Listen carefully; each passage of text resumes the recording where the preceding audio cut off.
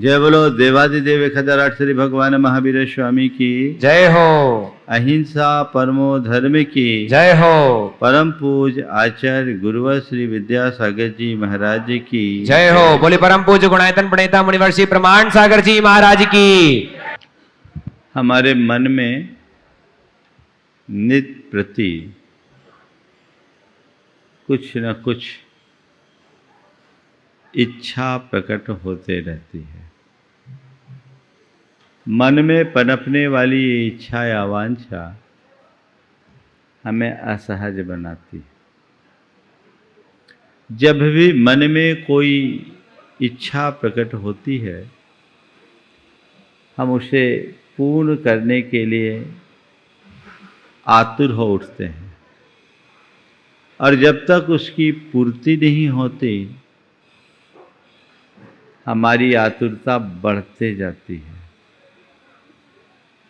और पूर्ण हो जाने के बाद हमारे मन में दूसरी इच्छा स्थान बना लेती है।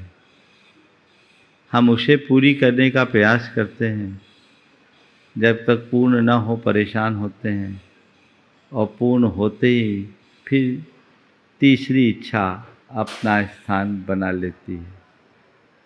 ये हमारे मन में पलने वाली इच्छाओं की परिणति है, और जिसके हृदय में जितनी प्रबल इच्छा आकांक्षा है, वो उतना अधिक परेशान है, और जिसके मन में जितनी वांछा की कमी है, वो उतना निश्चिंत।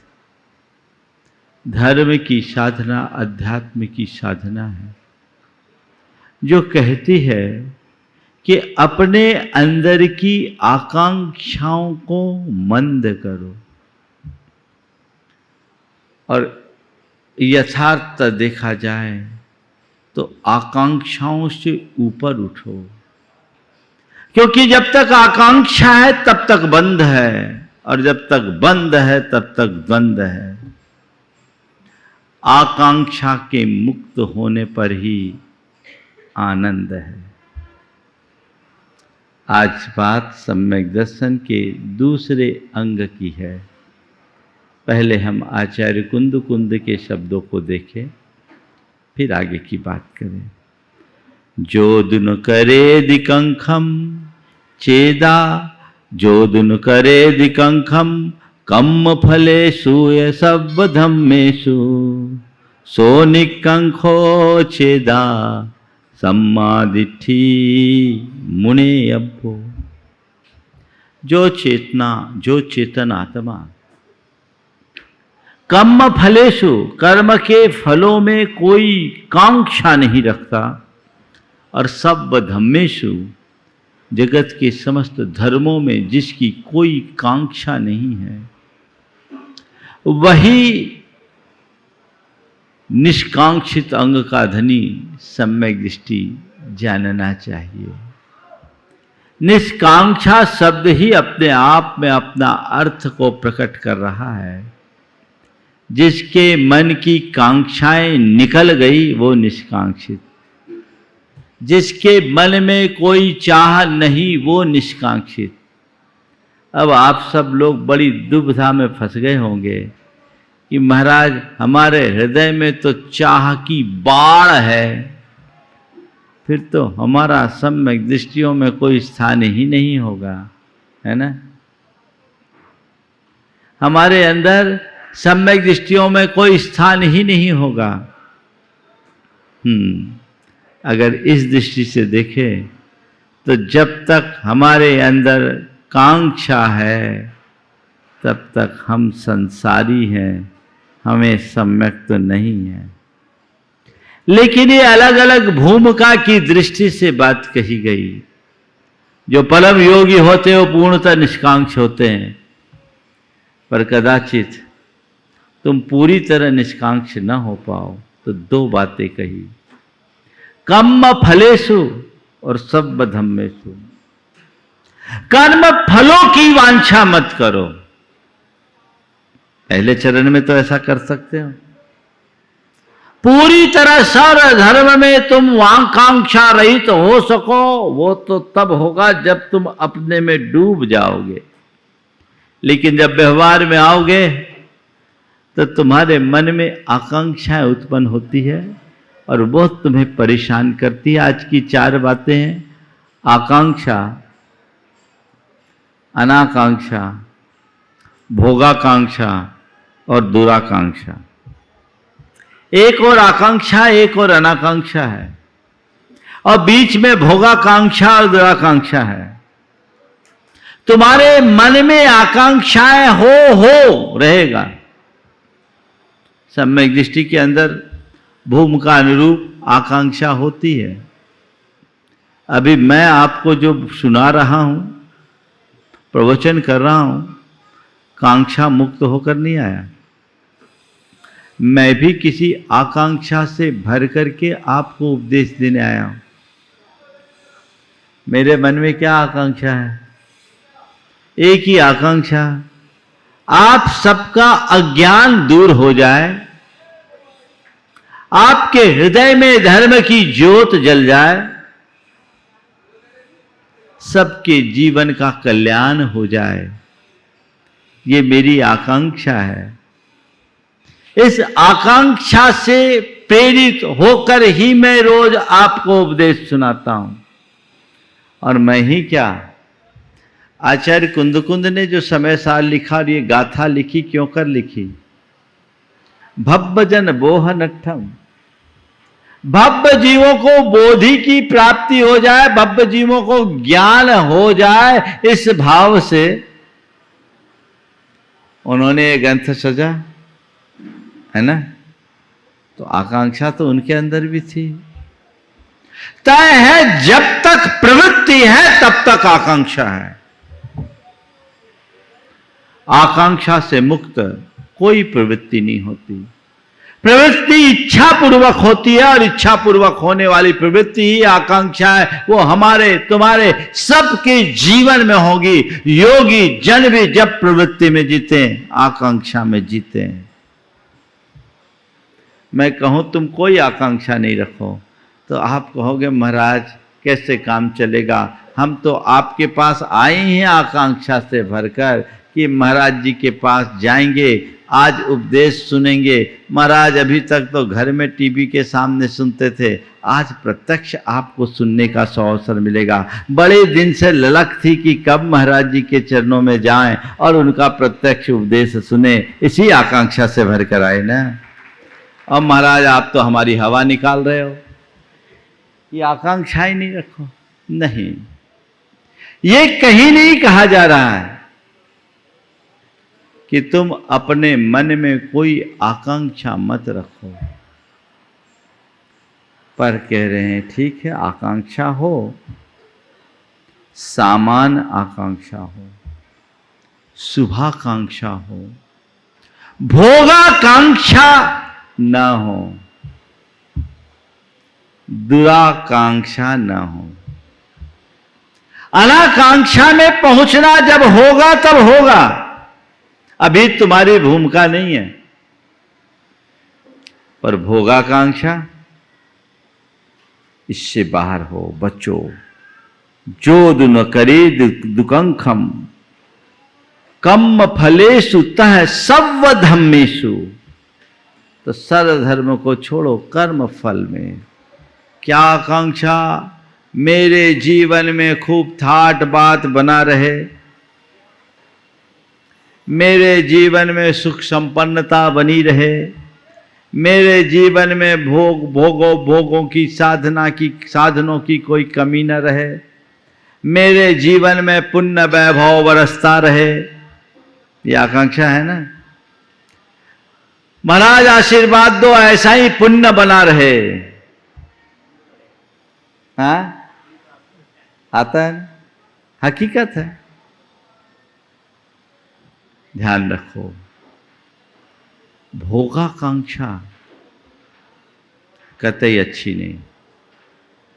आकांक्षा है, शुभाकांक्षा अच्छी है। भोगाकांक्षा अशुभ आकांक्षा है।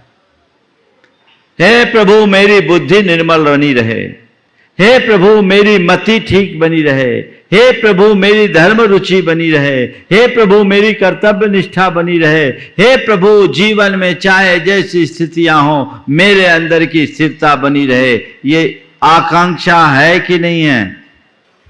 है ना? पर ये कौन सी आकांक्षा है? शुभाकांक्षा है। ये कौन सी आकांक्षा है? शुभाकांक्षा। इस आकांक्षा में कठिनाई नहीं। ये आकांक्षा हमारे लिए वैसे बेचैन नहीं बनाती, लेकिन मुझे खूब भोगोपभोग के साधन मिले,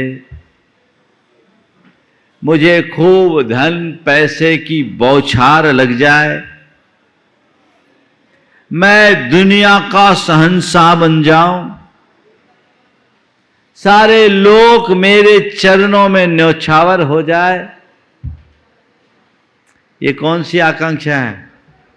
भोगाकांक्षा। महाराज जी घर गृहस्थी में रहते हैं तो ये सब तो सोचना ही पड़ता है। आप कहते हैं ये सब बिल्कुल मत सोचो, तो महाराज कहाँ प्रैक्टिकल है? ये सब तो सोचना ही पड़ता है।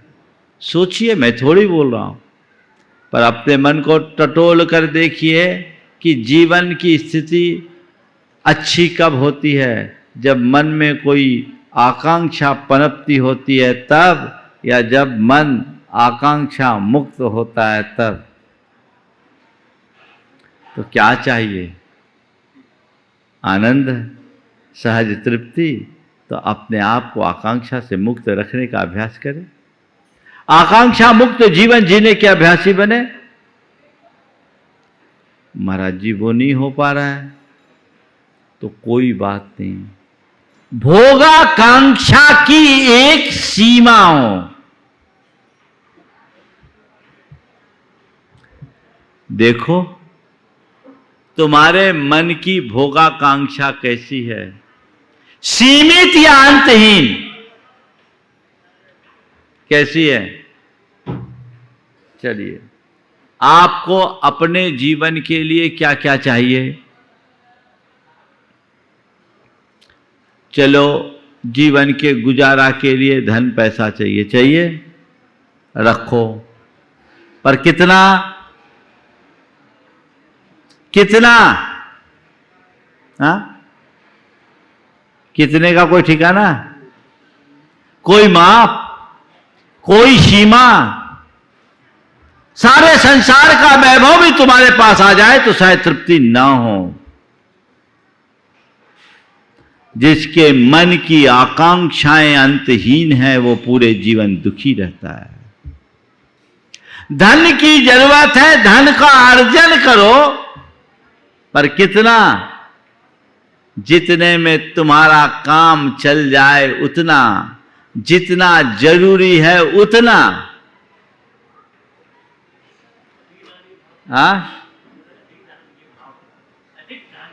अरे दान देने के लिए भी कितना? बोलो। कोई सोचे कि मैं अरबपति बन करके मंदिर बनाऊं, तो भैया ऐसे ख्वाब देखने से तो मंदिर नहीं बनता। तुम्हारे पास जितना उतने में काम कर लो, अरबपतियों से भी ज्यादा लाभ तुम्हारे जीवन को मिलेगा। जो है उसको देखो, जितना जरूरी उसे देखो, बाकी ये सब अंतहीन दौड़ है जिसका कोई गंतव्य नहीं, जिसकी कोई मंजिल नहीं। देखना है भोगाकांक्षा कितनी। भोजन करना है ये भी जरूरी है, और महाराज बिना इच्छा के भोजन करने से तो पचेगा भी नहीं। रखो, भोजन करना है करो, पर कितना, कैसा, ये भी तो देखो। भोजन करने की आकांक्षा क्षम्य है, स्वीकार्य है, लेकिन भोजन की आकांक्षा में होने वाले नखरे, तुम्हारी च्वाइस, ये तुम्हें कितना बेचैन करती है। भोजन तो आप भी करते हैं और भोजन साधु भी करता है। दोनों में एक रूपता होती है क्या? बोलो क्यों? हाँ,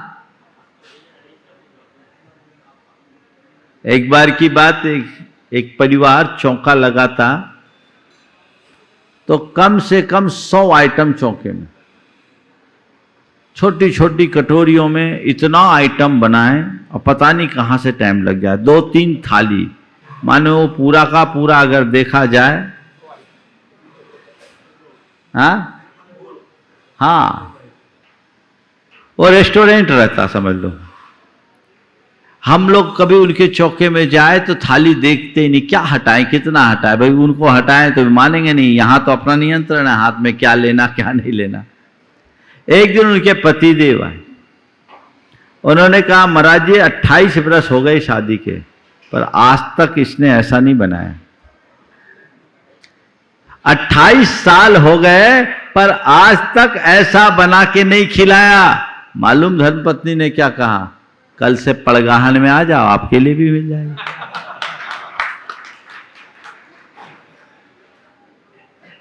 बात समझने की है। तुम्हारी कांक्षा कैसी है, पड़ताल उसकी हो। भोजन करो, मनोनुकूल भोजन की भावना कदाचित हो तो भी ठीक, लेकिन इसके बावजूद जब भोजन के लिए बैठो, जो हो उसे अपने मन के अनुकूल बना लो तो उपलब्धि है। आप लोगों को क्या होता है महाराज जी, मन के प्रतिकूल सामग्री को अनुकूल बनाना तो दूर की बात, मनोनुकूल सामग्री में भी थोड़ी हीनाधिकता हो जाए। रोज की चाय आ रही है बढ़िया टेस्टी, लेकिन चाय थोड़ी ठंडी हो जाए तो दिमाग तुरंत गर्म हो जाता है। क्यों? ये क्यों? ये क्या है? ये दुर्बलता है ना। ये केवल उदाहरण है। पांचों इंद्रियों के विषयों की तरफ देखिए। एक आम व्यक्ति भोगों से मुक्त नहीं होता, लेकिन भोगों की प्रबल आकांक्षा से तो मुक्त हो सकता है। मैं उनके प्रति थोड़ी उदासीनता का भाव तो लाऊं। कर्म फल जन्य संयोगों को पर और नश्वर मानकर, उन्हें दुख का अभिवर्धक और पाप का बीज मानकर उनसे विरत होने का भाव तो रखूं। इन्हीं बातों को आचार्य समंत भद्र महाराज ने आप जैसे लोगों के लिए और स्पष्ट करते हुए लिखा, कर्म पर वसे शांते दुःखैरन्तरितोदये पाप बीजे सुखे नास्था श्रद्धाना कांक्षना स्मृता। तुम्हारी निष्कांक्षा क्या है? संसार के जितने भी सुख हैं उनको कर्माधीन मानो। शांत नश्वर मानो, नष्ट हो जाने वाला मानो, शांत होने वाला मानो, अंत होने वाला मानो। दुःखैरन्तरितोदये, दुख से मिश्रित मानो, उसका अंत दुख रूप जानो। आकुलता ही सबसे बड़ा दुख है। और पाप बीज, उसे पाप के बीज स्वरूप पहचानो। ऐसा जानकर इस सांसारिक सुखों के प्रति आस्था का भाव होना, यानी उनमें उपादेय बुद्धि नहीं होना, उनके प्रति अंदर से रुचि मंद हो जाना, यही तुम्हारा निष्कांक्षपना है। लेकिन जिनको उसमें ही रस आता है, उसके लिए निष्कांक्षितपन केवल बेमानी है। वो रात दिन उसी में लगा है और लगकर पा क्या रहा है? केवल दुख और आकुलता। सीमित कीजिए अपने आप को, भोगाकांक्षा को मंद से मंदतर करने का अभ्यास बनाइए। भोगाकांक्षा तो फिर भी स्वीकार है, लेकिन इसके बाद की जो आकांक्षा है बड़ी भयानक, वो है दुराकांक्षा। दुराकांक्षा का मतलब क्या है? मैं पैसा कमाऊं, ये तुम्हारी आकांक्षा है, जिसे भोगाकांक्षा के रूप में मैं स्वीकार लूंगा। लेकिन खूब पैसा कमाऊं और तुरंत कमाऊं, इंस्टेंट, ये क्या है? ये क्या है? दुराकांक्षा। और आज लोग इसी दुराकांक्षा के चक्रव्यूह में फंसकर अपना सर्वस्व विनष्ट कर रहे हैं। लोग बहुत तेजी से दौड़ रहे हैं होड़ में। रातों रात लोग करोड़पति बनना चाहते हैं। नतीजा करोड़पति तो नहीं बनते, रोडपति जरूर बन जाते हैं। संत कहते एक एक करके 1000 सीढ़ी चढ़ो, एक साथ 100 सीढ़ी चढ़ने की कोशिश कभी मत करो। ये दुराकांक्षा के दुष्चक्र में फंसोगे तो निकल नहीं पाओगे। ये तो एक बार मनुष्य के मन में आकांक्षाएं पनपती है तो बस पनपती ही जाती है, पनपती ही जाती है, पनपती ही जाती है, उसका अंत नहीं होता। मकड़ जाल में ऐसा घुसता है, निकल ही नहीं पाता। तो अपनी आकांक्षा को भोगाकांक्षा में अगर है भी तो भोगाकांक्षा को मंद करने का पुरुषार्थ करो, उसे दुराकांक्षा में परिणत कभी मत होने दो। भोगाकांक्षा को मंद करे, उसे दुराकांक्षा में परिणत कभी ना होने दे। तब जीवन का आनंद है। देखते जाइए क्या होता है, कैसे भोगाकांक्षा दुराकांक्षा में बदल जाती है ना? देखो कैसे होता है। बेटे की शादी हो, एक भाव है। पढ़ी लिखी लड़की हो, एक भाव है। फिर सुंदर हो, दूसरा भाव आ गया। घर का काम संभालने वाली हो, फिर खूब सारा पैसा लेके आने वाली हो, फिर जी हजूरी करने वाली हो। ये क्या है? उत्तरोत्तर चीजें बढ़ती जाती है। ये केवल मैंने एक उदाहरण के लिए दिया। ये बात सभी वृत्तियों में लेना।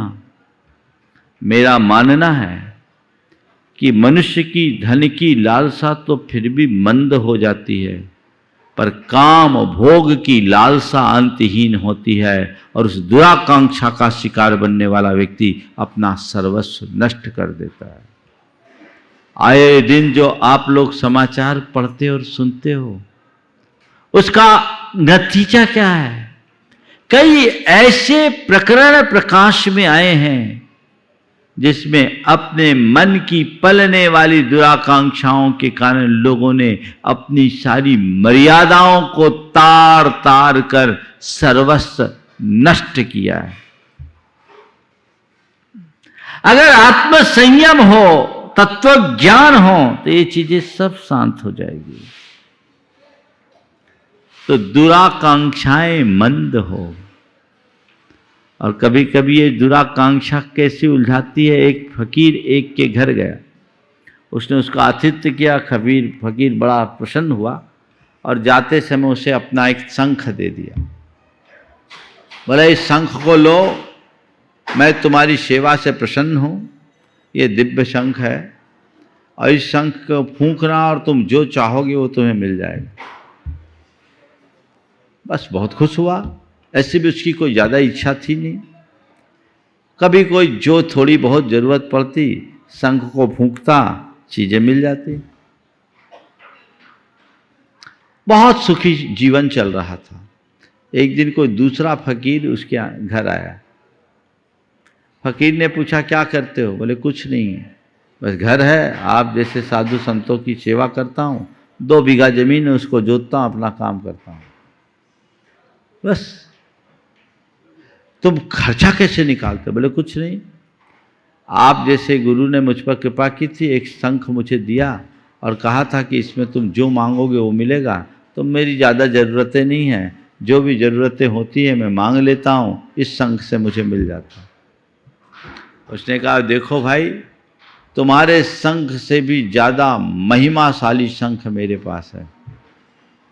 तुमने मेरी सेवा की तो मैं चाहता हूँ तुम पर मैं कुछ कृपा करूँ, तो एक काम करो, अपना शंख मुझे दे दो और मेरा शंख तुम ले लो। बोले, क्यों, इससे क्या होगा? बोले, इसमें तुम जो मांगोगे उससे डबल मिलेगा। अभी तक तो तुम जो मांगते थे वही मिलता था, अब तुम जो मांगोगे उससे डबल मिलेगा। अच्छा? बोले, हाँ। बोले, कैसे पता? बोले, देख लो। उसने शंख फूंका और कहा, मुझे एक कन्या दे दो। उसने कहा, एक क्यों, 2 ले लो। फिर उसने कहा, मुझे 100 रुपये दे दो। तो शंख ने कहा, 100 क्यों, 200 ले लो। उसको यकीन हो गया, ये तो और जादुई शंख है, जितना चाहते हैं उससे डबल देता है। उसने एक्सचेंज कर लिया, अपना शंख दे दिया और उस फकीर का शंख ले लिया। क्रम चल रहा था। एक दिन उसे कुछ जरूरत पड़ी, कहा, मुझे एक गाय दे दो, दूध की कमी है। बोले, एक नहीं 2 ले लो। बोले, 2 ही दे दो। बोले, 2 नहीं 4 ले लो। तो 4 ही दे दो। बोले, 4 नहीं 8 ले लो। बोले, 8 ही दे दो। बोले, 8 नहीं 16 ले लो। उसने कहा, हद हो गई, दे कुछ नहीं रहा, आश्वासन सब दे रहा है। आश्वासन पूरा मिल रहा है, दे कुछ नहीं रहा है, बड़ा परेशान, पछताया। इससे अच्छा मेरा वो शंख था कि जितना चाहता था उतना मिल तो जाता था, लेकिन यहां तो केवल आश्वासन है, एक नहीं 2 ले लो, एक नहीं 2 ले लो।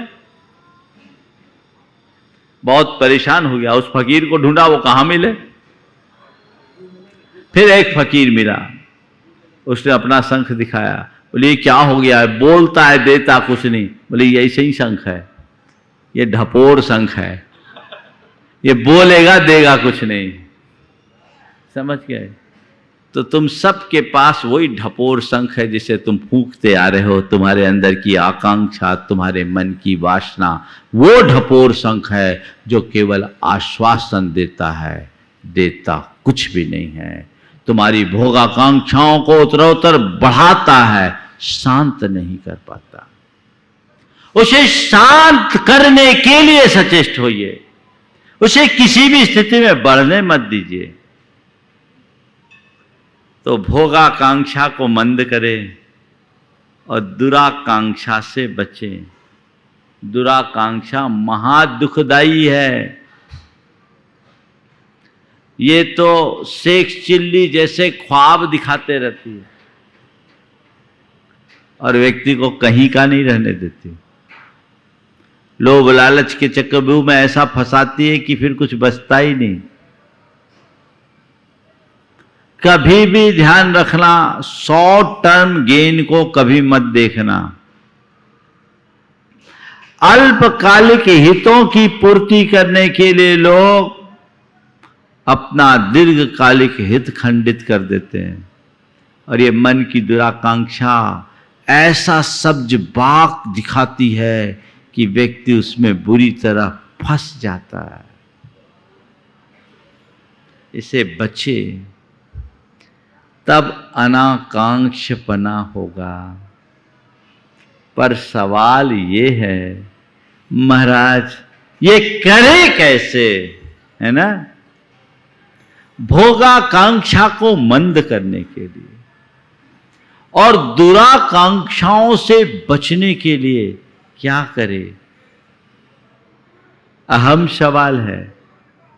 उसके लिए भी आज आपको सूत्र देता हूं। 4 बातें ध्यान रखिए। आपकी न केवल भोगाकांक्षा मंद होगी, दुराकांक्षाओं से मुक्त होंगे, अपितु एक अवस्था में आप निष्कांक्ष हो जाएंगे। सबसे पहली बात, भोगों की असारता का विचार करो, उन्हें व्यर्थ और बेकार समझने लगो।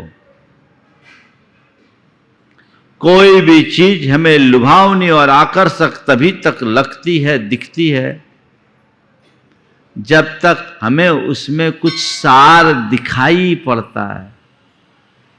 जब चीजें हमारे लिए अर्थहीन लगने लगती है तो चाहे उसमें कितनी भी चमक और दमक हो, हमारे मन में उसके प्रति कोई आकर्षण नहीं होता। भोगों की असारता का विचार किए बिना भोगाकांक्षा को मंद नहीं किया जा सकता। यह असार है, इनमें तृप्ति नहीं, तसल्ली नहीं। जैसे प्याज के छिलके को छिलते जाए, छिलते जाए, छिलते जाए, कुछ निकलता है क्या? मैंने अपने जीवन में भोगों को भोगा भोगा भोगा, लेकिन क्या हुआ? भोगों को इतना भोगा कि खुद को ही भोग बना डाला। यह आसार है, यही इसकी असारता का प्रमाण है। यह हमारे अंदर की तृष्णा को बढ़ाने वाली है। दूसरी बात, आसार है, तृष्णा भी वर्धक है।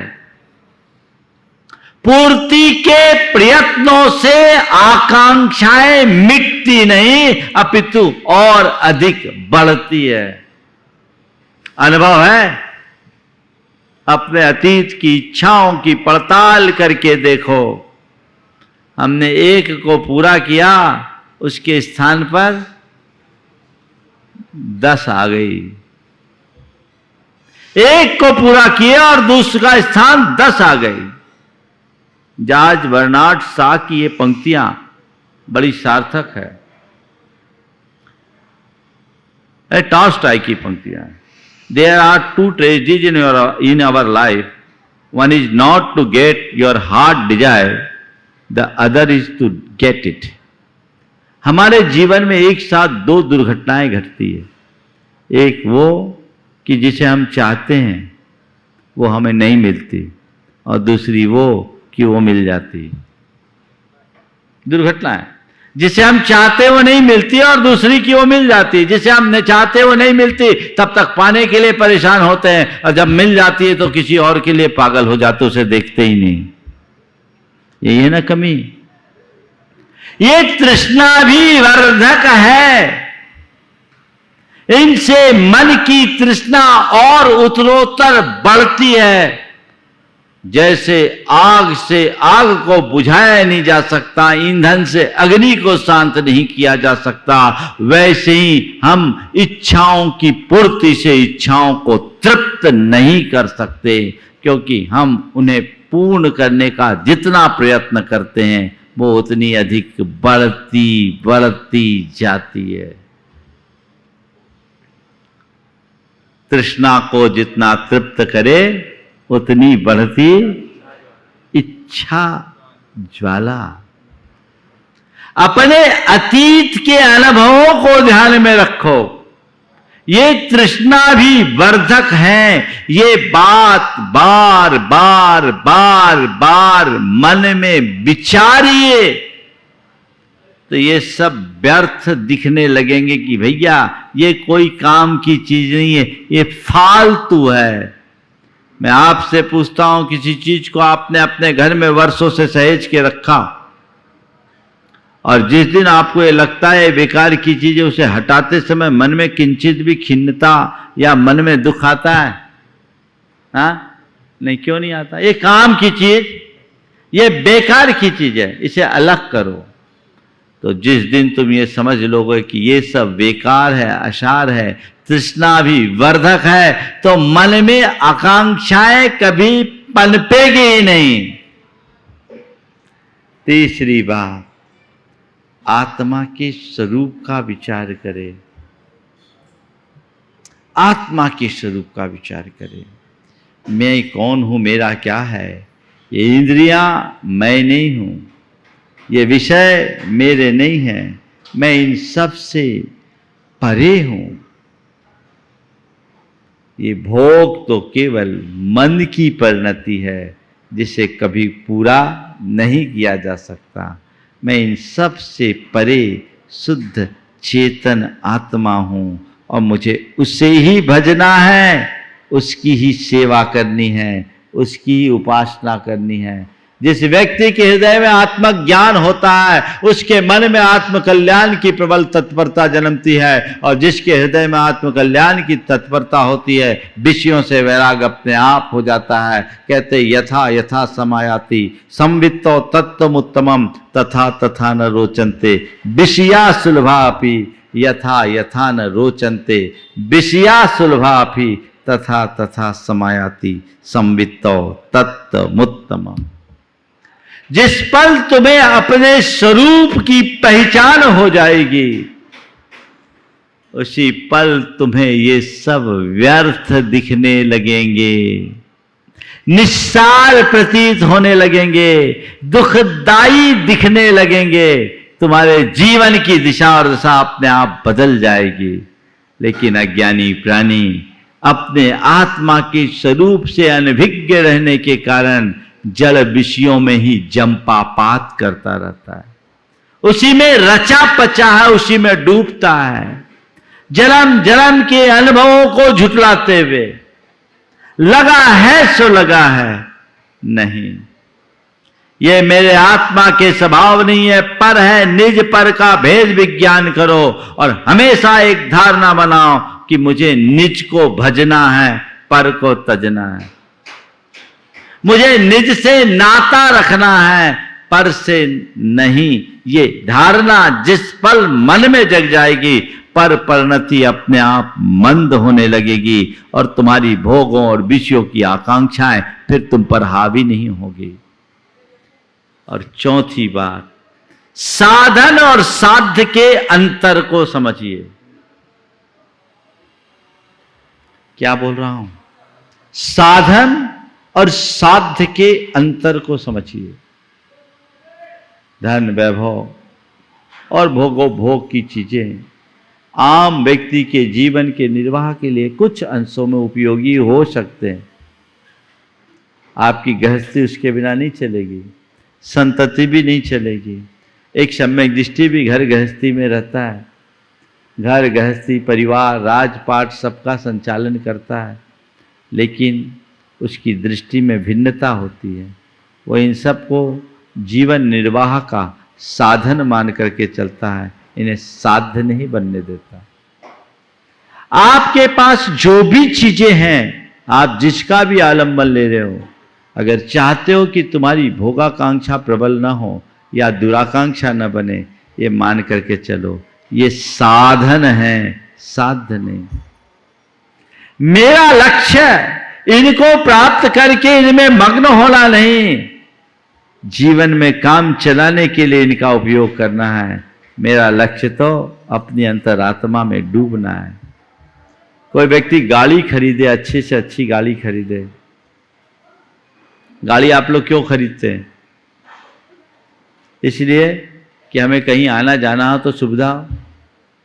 आपने लग्जरी गाड़ी खरीदी, बढ़िया से बढ़िया गाड़ी खरीदी, और कोई व्यक्ति उस गाड़ी में ही बैठा रहे, उससे लेकर के कहीं आए जाए नहीं, तो उसको आप क्या बोलोगे? हाँ बोलो, अरे इतनी बढ़िया गाड़ी खरीदी, मर्सिडीज है। ठीक है, मर्सिडीज खरीदी है तो किसके लिए खरीदी ये तो देख। तू गाड़ी में ही बैठा रहेगा तो तुम्हें तो पागल समझा जाएगा। हालांकि ऐसा पागलपन नहीं करते आप कहने को, कोई गाड़ी में नहीं बैठता, क्योंकि मालूम है गाड़ी तो साधन है, वो साध्य नहीं। गाड़ी हमने जिस प्रयोजन से ली है हमें उसकी पूर्ति करनी चाहिए। तो जैसा विचार आप गाड़ी के प्रति करते हो वैसा ही विचार जीवन में जुड़े अन्य संसाधनों के प्रति भी होना चाहिए। ये केवल साधन है, साध्य नहीं। ये मेरे जीवन के लिए हैं, मेरा जीवन इनके लिए नहीं है। इतनी सी बात अंतस में अंकित हो जाए तो फिर ज्यादा कुछ कहने की जरूरत नहीं है। अभी मन से पूछो, आप चीजों के लिए जी रहे हो या चीजों को अपने जीवन के लिए रखे हो? पड़ताल करके देखना। जो भी चीजें तुम्हारे साथ जुड़ी हैं, चाहे तुम्हारा धन पैसा हो या तुम्हारे भोग विलास के साधन, ऐसा लगता नहीं कि ये मेरे जीवन के निर्वाह के साधन है। ऐसा प्रतीत होता है मानो यही जीवन का साध्य बन गया है और उसके पीछे अपने जीवन का सर्वस्व खोने के लिए भी लोग तैयार हो जाते हैं। ऐसे ही लोगों के पीछे चमड़ी जाए पर दमड़ी न जाए की उक्ति चरितार्थ होती है। साधन और साध्य के इस बारीक अंतर को समझना चाहिए। वो होगा तो जीवन की दिशा बदलेगी, सब कुछ परिवर्तित हो जाएगा और सब धन्य धन्य धन्य हो जाएगा। वो अंतरंग में घटे और हम अपने जीवन को उच्च आदर्शों के साथ जोड़ सके, ऐसा पुरुषार्थ हो, तब हम निष्कांक्ष होंगे। तो हम एक बात दिमाग में रखें कि एक सब कर्माधीन है, नष्ट हो जाने वाले हैं, पाप के बीज हैं और दुखदायी हैं। इनमें हमारी आस्था नहीं, देखने में लुभावने हैं पर परिणाम अच्छा नहीं। हम बचपन में एक मिठाई होती थी, उसको हवा मिठाई कहते। सब आज हर बुंदेलखंड में गुड़िया के बाल कहते हैं। बाल किसी के नहीं खाना चाहिए। वो हवा मिठाई, उसका नाम बहुत सार्थक है। देखने में कितनी बड़ी होती, इतनी बड़ी बड़ी लुभावनी है ना। उसको इतना कर देता बॉल की तरह और मुंह में डालो तो सब हवा। भैया, जिसके पीछे तुम रात दिन परेशान रहो रहे हो, वो सब हवा मिठाई है। कब हवा हो जाए कोई पता नहीं। आध्यात्मिक दृष्टि रखो, उनके प्रति उपेक्षा का भाव रखो, उन्हें उपादेय मत मानो। एक वनस्पति होती है अपामार्ग, इसे औंधा कांटा भी बोलते हैं। औंधा कांटा अपामार्ग औषधि है, कई तरह की बीमारियों में काम आती है। अभी मैं वैद्य की नहीं बता रहा हूँ।